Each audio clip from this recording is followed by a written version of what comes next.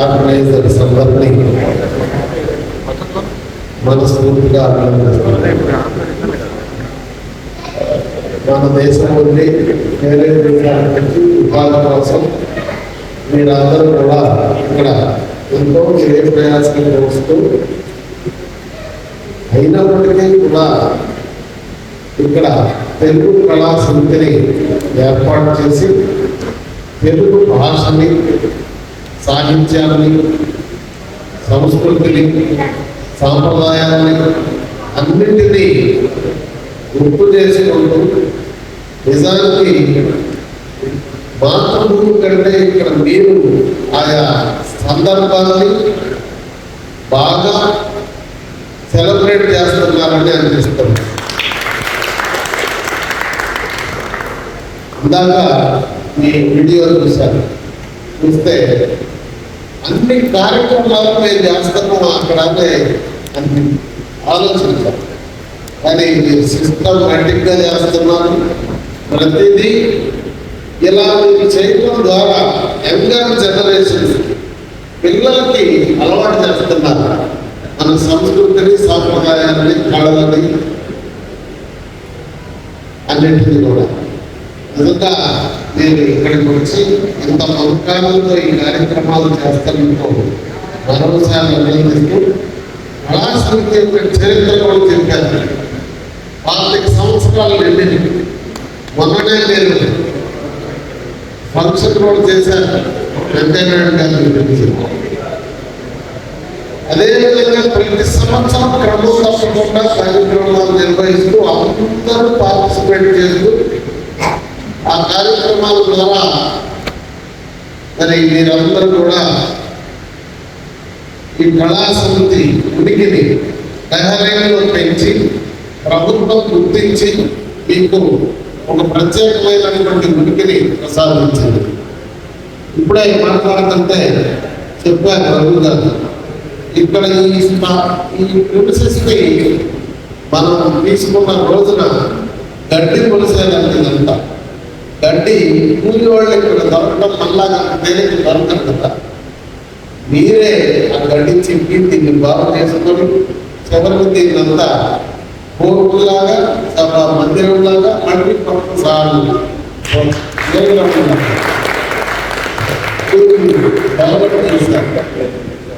Mic పట్టుకొని మాట్లాడటం చాలా తేలికే.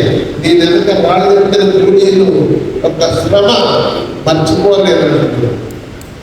నిజంగా చాలా గొప్ప విషయం. చూడడం ముచ్చటగా ఉంది, చాలా ఆనందంగా ఉంది.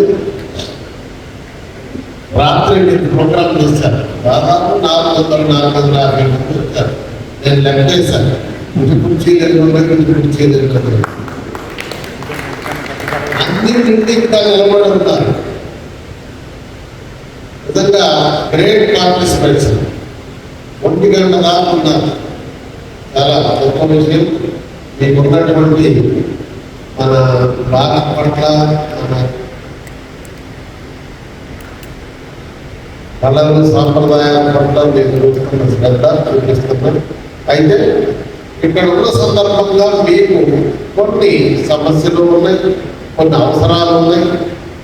అవన్నీ కూడా ఇప్పుడే మీ పెద్దలు అందరూ కూడా చెప్పారు. పూర్వం అంటే మనకు ప్రభుత్వం రెస్పాన్సివ్ ప్రభుత్వం లేదా. ఇప్పుడు బాబు గారు వచ్చారు, అట్లనే ఇక్కడ రేవంత్ రెడ్డి గారు వచ్చారు. ఇక్కడ ఉన్నటువంటి తెలుగు భాష వలన మనం రాష్ట్రాలు రెండైనా భాష మనందరినీ కట్టిపెట్టింది.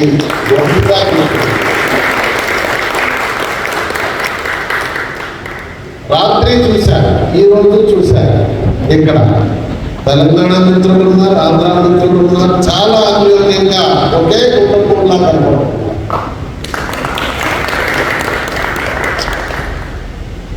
ఏదేమైనా దురదృష్టం మధ్యలో ఎన్ని ప్రాంతాలు, కులాలు, మతాలు, రాజకీయాలను వచ్చి మన తెలుగు జాతిని విభజించడానికి కొంత ప్రయత్నాలు జరిగినా వాటిని అధిగమించి మమకారంతో మనందరం కూడా కలిసిమెలిసి ఉండాల్సినటువంటి అవసరం ఉంది. ఐకమత్యమే మహాబలం. ఎప్పుడైనా సరే పరస్పరం గౌరవించుకుంటూ ఇప్పుడు ఈ పద్ధతి ఎట్లయితే కొనసాగిస్తున్నారో కలకాలం కొనసాగాలని, అదేవిధంగా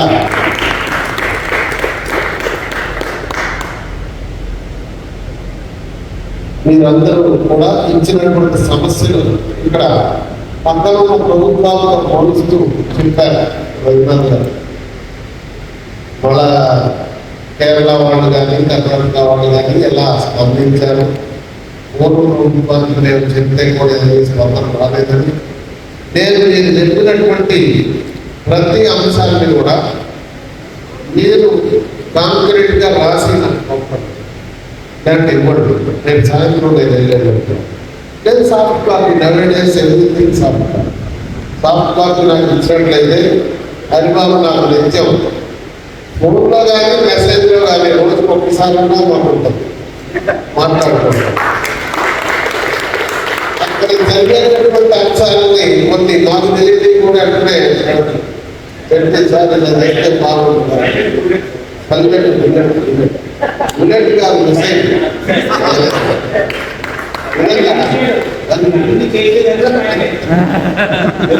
చూస్తున్నా అప్పుడు చూశాను. ఎంతో మంది చెప్తారు అన్నమాట. ఎందుకంటే ఆయన తరహా విధంగా ఎకాంట్లో అరుదుగా ఉంటారు. చాలా గొప్ప మంచి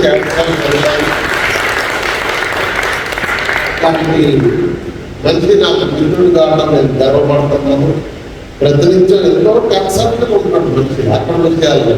సరే కనుక మీరు అదంతా తయారు చేసి ఇచ్చినట్లయితే నేను హరిబాబు ద్వారా ప్రత్యేకంగా బెహరైన్లో ఉన్న మీ అందరికీ నాకు ఎంతో నమ్మకాలు అనుబంధం ఏర్పడింది.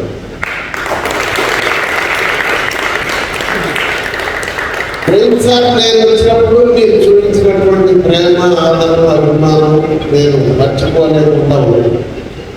నేను హరిబాబు మళ్ళా ఫోన్ చేస్తే ఒకసారి వచ్చేయాను కదా, మళ్ళా ఎందుకు ఇంకెవరైనా పంపిస్తాను అంటే కాదు అందరూ ఇక్కడ మిమ్మల్ని కోరుతున్నారు, రావాలంటున్నారు, రావాలి అన్నారు నేను మనసు. దాంట్లో నేను ఎవరు పంపాలని ఆలోచిస్తాను. ప్రపంచంలో దాదాపు ఎక్కువ దేశాల్లో ఎవరైనా మా నుంచి రావాలంటే నాకు ఫోన్ చేస్తుంటారు, నేనే కోఆర్డినేట్ చేస్తాను. కానీ నాకు అక్కడ పని ఒత్తిడి దృష్ట్యా తల్లిగా నేను ఫోన్ వీలైనంత తగ్గిస్తాను. ఎవరు పిలిచినా తొందరగా. లాస్ట్ టైం కూడా అతి కష్టంలో హరిబాబులో ఉన్న మొహమాటానికి వచ్చా. ఇప్పుడు కూడా ఆయన పిలిచినందుకు వచ్చే ఏదేమైనా ఆ టూర్తో ఈ టూర్తో మీ అందరితో చాలా సన్నిహిత పరిచయం, అనుబంధం ఏర్పడింది. కానీ నేను చెప్పినటువంటి సమస్యలు ఇప్పుడు అక్కడ మీకు స్పందించే ప్రభుత్వం చంద్రబాబు నాయుడు గారి నాయకత్వాలు ఉంది కనుక నేను చెప్పినవన్నీ రాసుకున్నా. వీటన్నిటి మీద తప్పకుండా లిస్ట్ నాకు హ్యాండ్ ఓవర్ చేయండి. మీరెంత బాధ్యత కలిగారో అంతకంటే ఎక్కువ బాధ్యతగా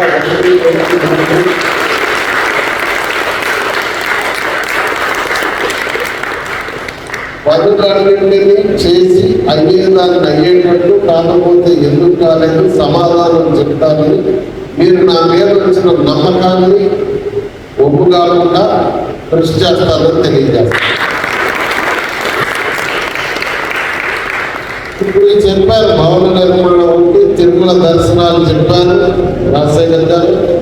తప్పకుండా తిరుమల దర్శనాలు మీకు ఎవరికి ఏది ఉన్నా పంపుతూ ఉండండి. నేను బాబు గారితో మాట్లాడతా. మీ పేరెంట్స్ అట్లా ఉన్నట్లయితే కూడా వాళ్ళకి మేము అరేంజ్ చేస్తాం. ఏం చెప్తున్నాం అట్లా జీసీసీ నుంచి మీకు ఇతర ఎంఆర్ఐస్ కంటే ఇక్కడ నుంచి కాంట్రిబ్యూషన్ వస్తుంది, ఇన్కమ్ వస్తుందని చెప్పారు వారు. సంతోషం. దానికి తగిన విధంగా ఏం చేయాలో కాంక్రీట్ ప్రతిపాదన ఇవ్వండి. కేంద్ర ప్రభుత్వం అయినా రాష్ట్ర ప్రభుత్వం అయినా మీ తరఫున నేను పనిచేస్తాను. అవసరమైతే మీ డెలిగేషన్ పిలిపిస్తాను. మీరు కేంద్రాన్ని తీసుకెళ్తాను. అమరావతిగా ఉండే ముఖ్యమంత్రి గారి దగ్గరికి కూర్చోబెట్టి మీ చేత మాట్లాడించి అక్కడికక్కడే హోంవర్క్ అంతా చేసి మిమ్మల్ని పిలుస్తాం. మీరు ట్రై చేస్తాం. అట్లే ఇక్కడ పాపులేషన్లో మనం సెకండ్ ఉన్నామని చెప్పాను.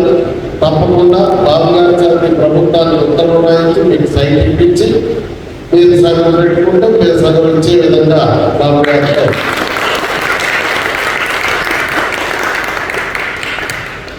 వర్కౌట్ చేస్తాను. అట్లనే టీటీడీ కళ్యాణం చేయించే విషయం పరిశీలించమన్నారు. టీటీడీకి కొత్త బోర్డు నియామకం కాగానే ఎవరికి చేరుకునైనా వారికి నేను ప్రత్యేకంగా విన్నవించి ఇక్కడ కళ్యాణం జరిపించేందుకు ఏర్పాటు చేస్తానని తెలియజేస్తాను.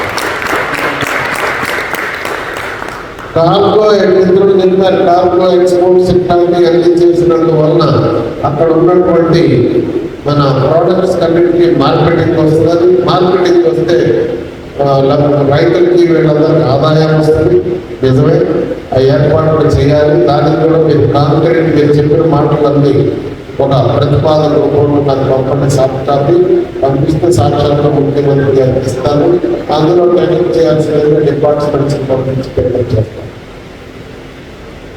ఫర్ ఎగ్జాంపుల్ గడియాల దగ్గర మొక్కల విషయం కానీ ఇంకో చోట ఇంకోటి ఫుడ్ ప్రాసెసింగ్ యూనిట్స్ విషయం మీరు ఇక్కడ నుంచి ఒకవేళ వచ్చి ఏదైనా పరిశ్రమ పెడతా ఉంటే కూడా మీకు కావాల్సిన సహాయ సహకారాలు అందిస్తారు. ఎక్స్పోర్ట్ లోన్స్ ఏర్పాటు చేయడం, స్కిల్ డెవలప్మెంట్ విషయంలో కూడా పనిచేస్తే బాగుంటుందని సూచించారు. అయితే స్కిల్ డెవలప్మెంట్ విషయంలో ఇప్పుడు భారతదేశంలోనే ఎక్కడా లేని విధంగా చంద్రబాబు నాయుడు గారు ఎన్నికల ముందే హామీ ఇచ్చారు, చెప్పాడు స్కిల్ సెన్సెస్ చేపిస్తాను అని చెప్పి. స్కిల్ సెన్సెస్ చేపిస్తున్నాడు, దాన్ని ప్రారంభించారు. అంతేకాదు చంద్రబాబు నాయుడు గారు గాలి పీల్చిన గాలి వదిలిన అభివృద్ధి సంక్షేమం, అభివృద్ధి సంక్షేమం నిరంతరం ప్రజల యొక్క సమస్యలు ప్రజల గురించి ఆలోచిస్తారు. నేను స్వయంగా 20 సంవత్సరాలు ఆయనతో ఉన్నానని చెప్పే మాట ఉదయం నుంచి సాయంత్రం వరకు ఇప్పటికీ ఒక్కరోజు 1 గంట ఆలస్యంగా ఆఫీస్కి వచ్చిన రోజు కానీ 1 గంట ముందు ఇంటికి వెళ్ళిన రోజు నేను చూడలేదు. అంత కమిట్మెంట్ ఉంటుంది. ప్రతిపక్షంలో ఉన్నారంటే ప్రభుత్వంలో ఉన్నారు, ప్రభుత్వంలో కూడా ప్రజల గురించే పోరాటంలో పనిచేస్తారు. ప్రతిపక్షంలో ఉన్న సార్లు ఒక్కరోజు ఆలోచిస్తారు. రిజల్ట్ సార్లు మనం చేసాం, ప్రజలు ఇచ్చాము, తెల్లారి నుంచి ఏం సమస్యలు ఉన్నాయో ప్రకటించారు. దాన్ని మీరు చూసారు చెప్తే నేను చాలా తప్పుగలుగుతాను కాదు. ఎందుకంటే చంద్రబాబు నాయుడు గారు చేసిన పనులకి మన చంద్రన్న అభివృద్ధి సంక్షేమ విజనరీ అని నేను పుస్తకం రాశాను. నేను ఆయన చేసినటువంటి పనులన్నీ ఈ తరానికి తెలియాలని, భావి తరానికి తెలియాలనే ఉద్దేశంతో రోజు ఒక స్నిప్పెట్ పెట్టేవాడిని జరిగింది వాట్సాప్. తద్వారా ఎందుకు అన్ని ఒక్కసారి అయితే అందరికీ ఎక్కదు, రోజు ఒకటి చెప్పినట్లయితే మీరు ఎక్కువగా దృష్టి పడుతారు. చేసి గత సంవత్సరం ఆయన జన్మదినం సందర్భంగా ఆ బుక్ ఆయనకి ప్రజెంట్ చేశారు. దాన్ని ఇప్పుడు నేను ఇంకా 35,000 నుంచి మొత్తం అన్ని నియోజకవర్గాలకు కూడా మొన్న జరిగిన మీటింగ్లో నియోజకవర్గానికి మొన్న వచ్చినప్పుడు 17,500 పంచారు. మిగిలిన ఆఫీసులో పెట్టి రాబోయే ట్రైనింగ్ క్యాంప్స్ ఇవ్వాలని నిర్ణయం చేశారు. అట్లా చంద్రబాబు నాయుడు గారు ముందు చూపుతో ప్రపంచంలో వ్యవసాయ విప్లవం వచ్చినప్పుడు అభివృద్ధి దేశాలు అభివృద్ధి చెందినాయి, మిత్రులు ఇప్పుడు చెప్పారు. అట్లనే పారిశ్రామిక విప్లవం వచ్చినప్పుడు అభివృద్ధి దేశాలన్నీ అభివృద్ధి చెందినాయి, మిగిలిన దేశాలు అనుకుంటారు. ఐటీ విప్లవం వచ్చే టైంకి చంద్రబాబు నాయుడు గారు మన తెలుగు జాతి నాయకుడిగా ఉండడం మనందరం కూడా అభివృద్ధి.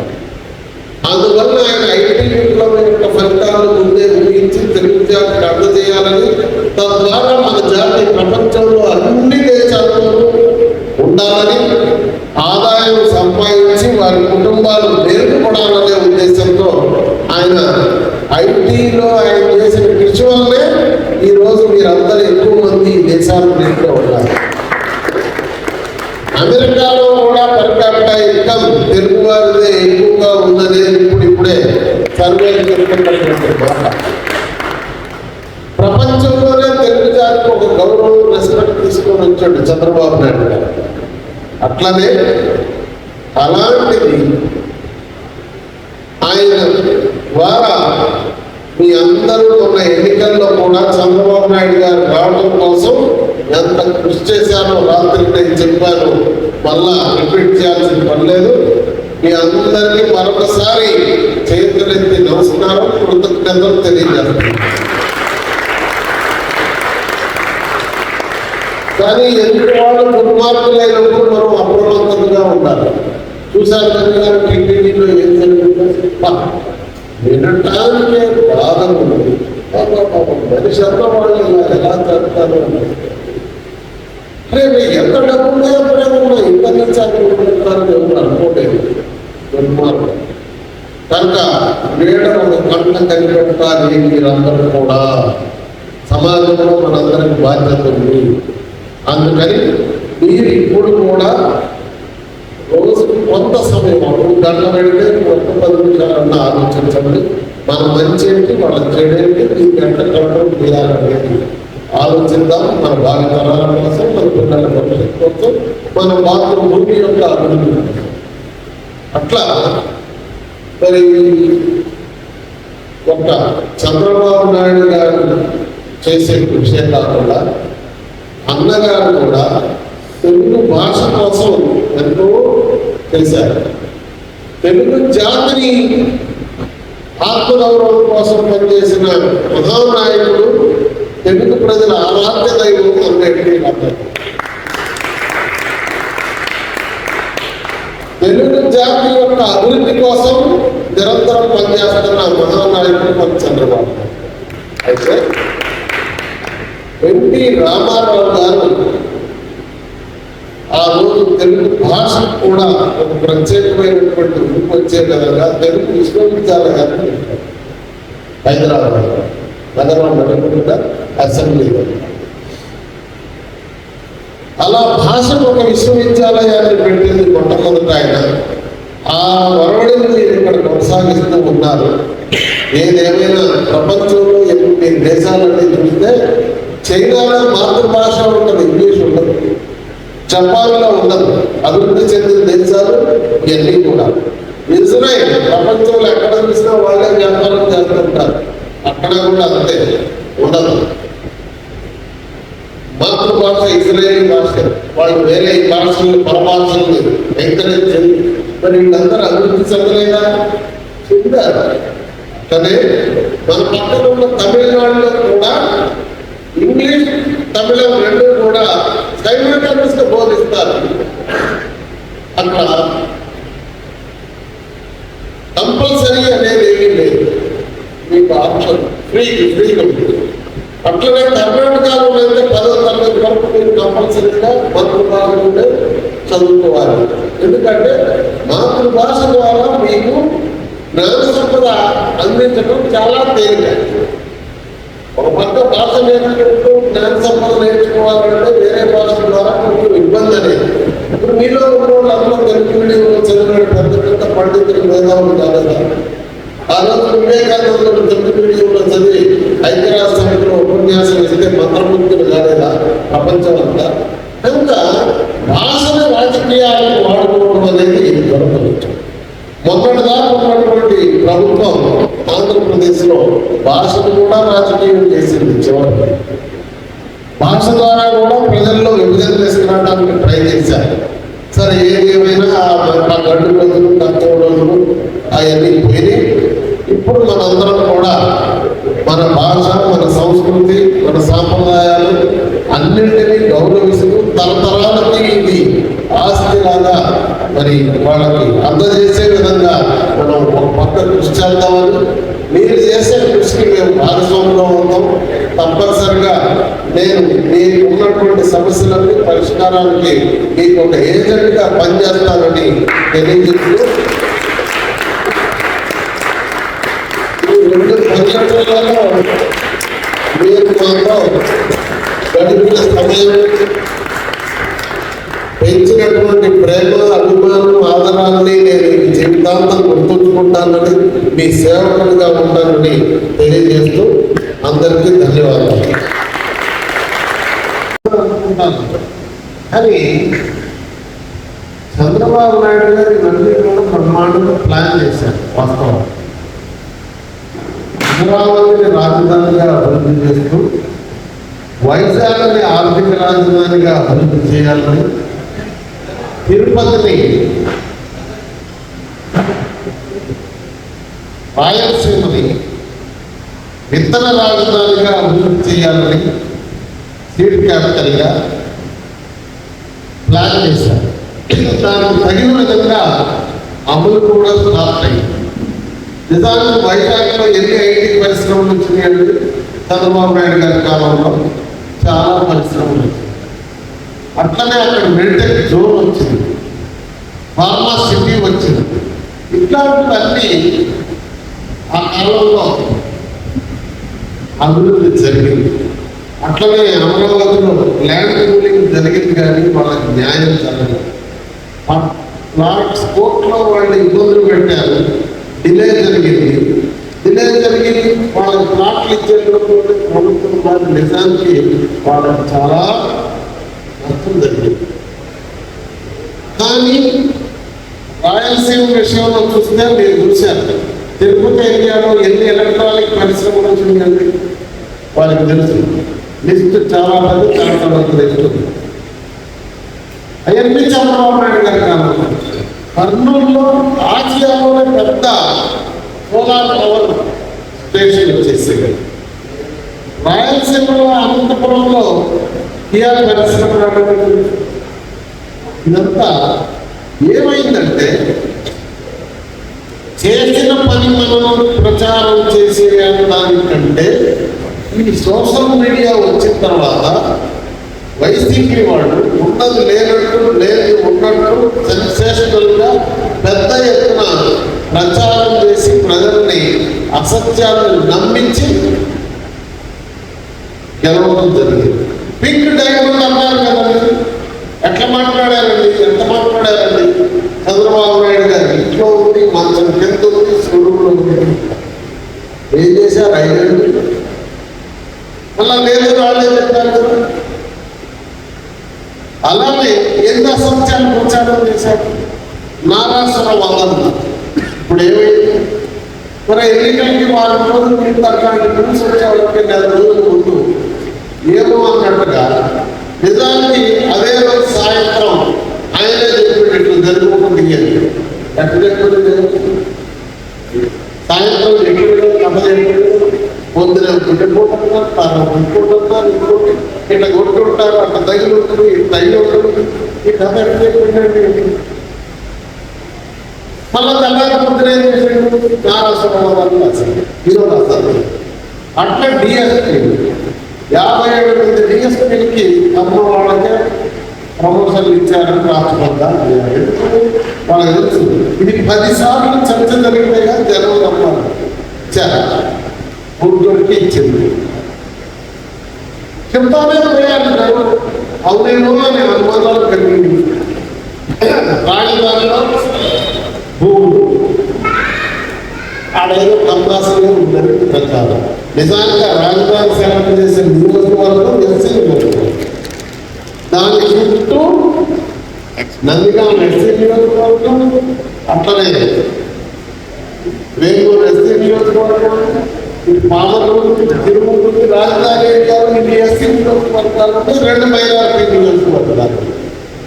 పోనీ ఆ 4 క్యాపిటల్లో ఉన్న భూములు చూస్తే హమ్మాస్ కంటే రెడ్డిస్ యొక్క భూములు ఎక్కువ ఉంటాయి. నిజాలు కానీ వాస్తవం.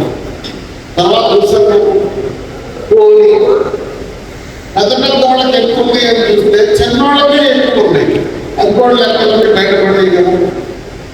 అలా ప్రతి జిల్లాకి ఒక యాక్షన్ ప్లాన్ తయారు చేసినట్టు చంద్రబాబు నాయుడు అభివృద్ధి విషయంలో ప్రాంతాల మధ్య విభేదాలు రాకుండా అన్ని ప్రాంతాలని సమానంగా అభివృద్ధి చేయాలని ఆ రోజు లైన్ ప్రతి జిల్లాకి ఒక డెవలప్మెంట్ యాక్షన్ ప్లాన్ చేశారు. ఆ 13 జిల్లాల్లో దాదాపు అమలు స్టార్ట్ అయ్యి ఫలితాలు వచ్చే టైంకి దుర్మార్గం జరిగిపోయింది. అంతేకాదు ఏమండి, రాయలసీమకి నీళ్లు ఎవరు తీసుకొచ్చారండి చెప్పండి?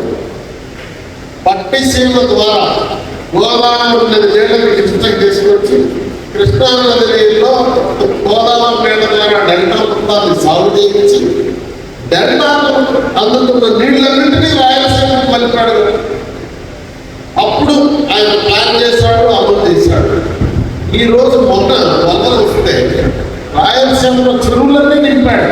ఆయన ఏ కాలంలో ఇక్కడ వరద పనులు జరుగుతున్నాయి, వరద నీళ్ళన్నింటినీ కొనుక్కోండి, రాయలసీమలో ప్రాజెక్టులన్నీ అన్నగారు ప్రారంభించిన ప్రాజెక్టులన్నీ వారిగారు పూర్తి చేశారు. చివరికి పులివెందుల్లో ఉన్న గండికోటలు కూడా మనమే నీళ్ళు తీసుకుంటూ చెరువులు మొత్తం నింపారు. వాళ్ళ రూపాయి ఖర్చు పెట్టారా? మట్టి తీశారా? కాంక్రీట్ వేశారా? 5 ఏళ్లలో ఏం చేయలేదు. ఇరిగేషన్కి ఏం చేయలేదు, కాంక్రీట్కి ఏం చేయలేదు, వ్యవసాయం చేస్తున్నట్టు. ఆ విధంగా సమగ్ర అభివృద్ధి కోసం కృషి చేస్తుంది. ఇట్లనే ఈ పోలవరం ప్రాజెక్టు పూర్తయి ఉంటే వైజాగ్ నీళ్ళు వెళ్ళిపోయి, వైజాగ్ నీళ్ళు వెళ్ళిపోతే మంచినీళ్ళు దొరికి స్టీల్ ప్లాంట్ దొరికి దాంట్లో ఎన్నో లక్షల పోలవరాన్ని అనుకున్నాం. మనం 75% పనిచేసి ఒడ్డు పెడితే 1% పనిచేయలేదు అరికట్టు. ఇలా ఎన్ని ఉన్నాయి అంటే సమగ్రంగా జిల్లా వారి అభివృద్ధి ప్రణాళికలు ఉన్నాయి, ప్రాంతాల వారీగా అభివృద్ధి ప్రణాళికలు ఉన్నాయి. సాగునీటిని ప్రతి ఎకరానికి అందజేయడానికి నదుల అనుసంధానం ఉంది. ఆ రోజు భారతదేశం మొత్తంలో నదుల అనుసంధానం చేసిన నాయకులు ఇద్దరే, ఒకటి ఎన్టీ రామారావు గారు, 2 చంద్రబాబు గారు. ఆ రోజు ఆయన నదుల అనుసంధానం ద్వారా కృష్ణా నదిని రాయలసీమకు పంపించి చెన్నై దాకా నీళ్లు పోతా ఉంటే వాళ్ళు పైప్ లైన్లో ఇవ్వాలని కోరితే కాదు, మా భూమి కలిశాక మీకు నీళ్ళు ఇస్తామని చెప్పి రాయలసీమలో ఇవ్వాలి. ఆయన రచించిన పథకాలే అమలు కొత్తగా చేసిన పథకం చెప్పండి. ఆ రోజు ఆయన మున్సిపల్ని పెట్టింది ఆయన. చంద్రబాబు నాయుడు గారు శ్రీశైలంలో అట్టడుగు నుంచి నీళ్ళని రాయలసీమకి ఇచ్చే విధంగా తీసుకొచ్చారు. ఒక్క పని వాళ్ళు చేయకుండా గాలి మాటలు చెప్పి జనానికి ఎట్లుంటుందంటే నిజం కంటే అబద్ధం వేగంగా పరిగెత్తుతుందంటుంది. ఈ లోపల నష్టం జరిగింది. ఆ విధంగా రాష్ట్రాన్ని సమగ్రంగా అన్ని రంగాలలో అన్ని ప్రాంతాలని అన్ని వర్గాలని అభివృద్ధి చేసే విధంగా ప్లాన్ చేశారు చంద్రబాబు నాయుడు గారు. అలానే జరుగుతుంది. ఆ కార్యక్రమాలను మిమ్మల్ని ప్రజల్లో తీసుకొని పోవాలని, దానికి మీరు ఆలోచించాలని కోరుతున్నాను.